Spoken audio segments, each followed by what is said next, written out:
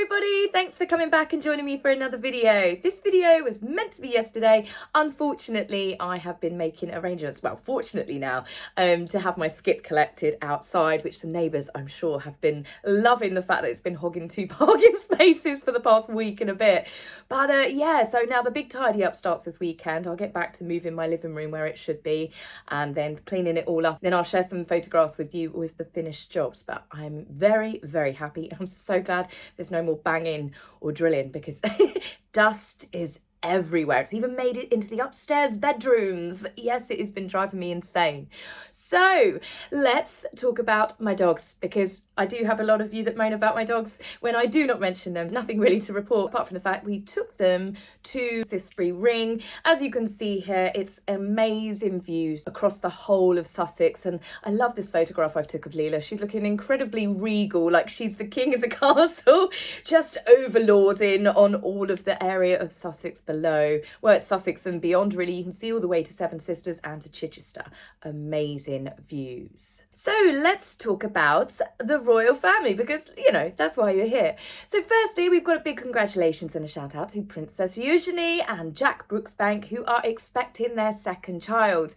The princess announced it herself on her Instagram account, and then Buckingham Palace followed suit with the press release announcement. I think a lot of us have been suspicious since the Together at Christmas concert, which was obviously in December. Eugenie did look a lot fuller around the middle. She has lost a lot of weight, much like Princess Beatrice over the years, and she still had a very, very slim looking face, but her coat was getting a bit tight. But people get a little bit funny if you speculate. But I think this is a really, really lovely news for them. This makes baby August, or August, I always get confused how to pronounce that name, but he is going to be a big brother. Now, while we're speaking about Princess Eugenie, she has appeared in the news as well, because she was interviewed at a WEF, the World Economic Forum conference over in Davos in Switzerland. Now, you can all guess how the princess got there, and that's the problem. She was talking about how she's going to make her son an activist by the age of 2 years old. She's already got rid of all of the plastic in the house.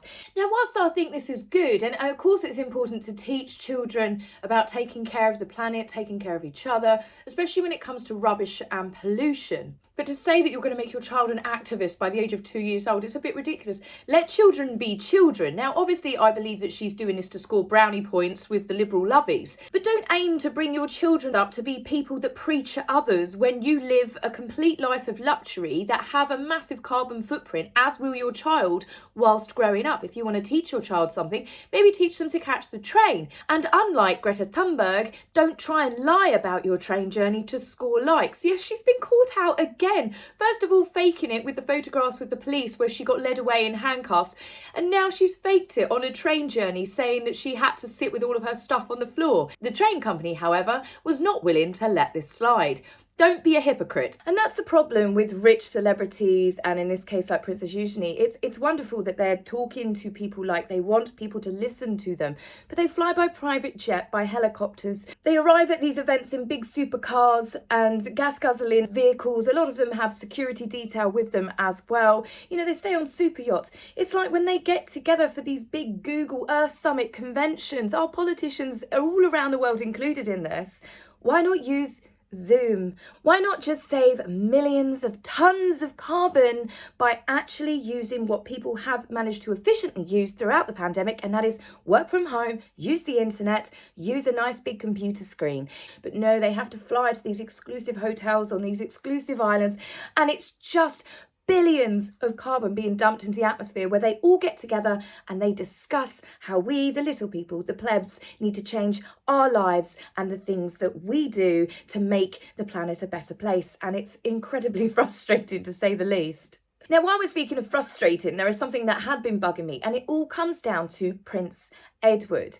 Prince Edward, when he got married, the Queen and Prince Philip said that they wanted him to inherit, obviously when his father, Prince Philip, had passed, the Duke of Edinburgh title, which would make him a duke. It would make Sophie, the Countess of Wessex, a duchess. Now, lots of people have been umming and ahhing when this might actually take place. There's lots of people that have even been saying that Charles has decided that he wants to give it to Princess Charlotte. I do not believe that Charles would go against both his mother's wishes and his father's wishes to pass the dukedom down to Prince Edward. Now, there is something that I believe might have some sort of truth to it, and that is Charles is obviously trying to reduce the number of members of the royal family. So if Prince Edward got it, it would mean that his son, upon his death, would then inherit the title. But Charles is capable of saying that upon Prince Edward's passing, I mean, this is many, many years to come, then the title can revert back to the crown, which is where it is now. After Prince Philip died, it obviously got reverted back to the crown, and then upon the Queen's death, when Charles ascended the throne, it's all sitting there for Charles to hand out at some point. I do believe he is going to do it. It is Prince Edward's 60th birthday next year on the 10th of March. Rumours are, and I'd very much like and hope to see that being actually given to his youngest brother. Sophie and Edward have shown themselves to be wonderful assets and hardworking royals, and Prince Edward has stepped up even more in the absence of Prince Andrew, who is obviously persona non grata. And obviously that's not going to change anytime soon, because Andy has decided that he is going to try and overthrow the Virginia case, where he paid, I don't know, some people say 3 million, 6 million, 12 million, a massive payout was made. Now this could potentially backfire for multiple reasons. One, you settled in the first place. So a lot of people believe, well, if you hadn't met her and this was a complete stranger and you weren't guilty, you wouldn't have settled. Other people, myself included, felt that Andrew was forced to pressure by the Queen. She just wanted it done, and she was dying wish to his mum to make it all go away. So, you know, obviously this was coming up to the Queen's Jubilee. Nobody wanted this nasty, dirty storyline going around. And I say a dirty storyline, I mean, it's pretty horrific with the connections to Mr. E, we're going to call him. Of course, bringing up everything that happened, all of the private holidays, all of the connections to do with Epstein's Islands, all of that is all going to be drudged up again when Andrew trying to fight this case.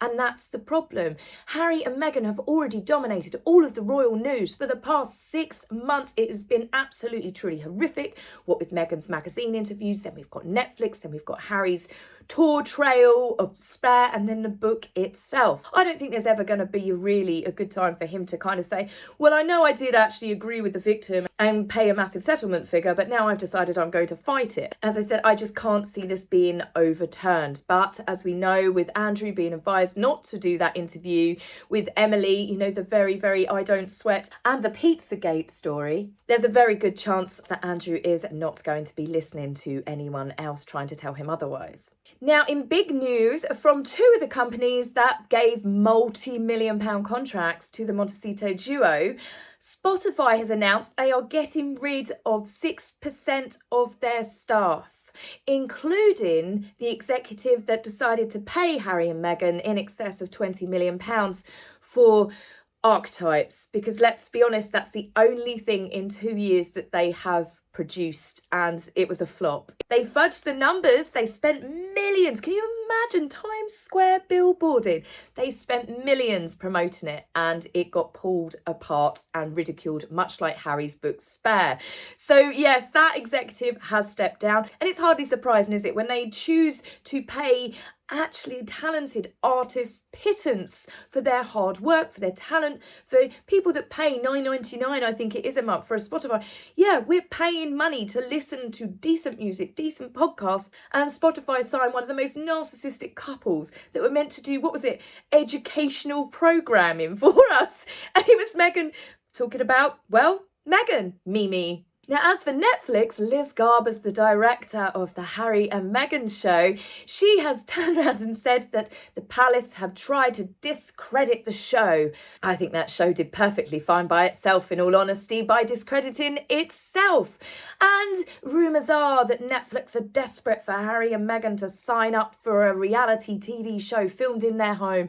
The couple are reportedly not sure and invading their privacy further, and I think, sure, I speak for the majority of people here when we say we don't want it either. I feel that we've had enough personal revelations from Harry to last us a lifetime and beyond.